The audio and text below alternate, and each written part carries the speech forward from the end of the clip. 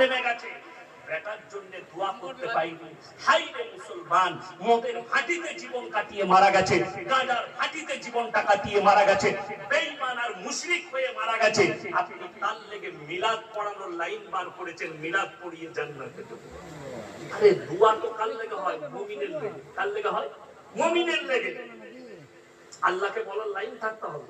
আল্লাহ, ইমাম সাহেব দোয়া করছে, দোয়া করতে বললেন আমাদেরকে, আমরা দোয়া করছি, আল্লাহ চাচা যান অনেক ভালো মানুষ ছিলেন, নামাজি ছিলেন, তার জীবনে যদি কোনো ভুল ত্রুটি তাকে ক্ষমা করে তাকে তুমি জান্নাতবাসী করে, বলা যাবে না? যাবে, যাবে। কিন্তু যার জীবনে কোনো মাল নেই তাকে কি বলবে? আল্লাহ গাঁজা একটু বেশি খেত, আল্লাহ মদ বেশি চালিয়েছে, আর যাই হোক আমার পেটটা ক্ষমা করে দাও, ও আগে জ্বালানি খাবি।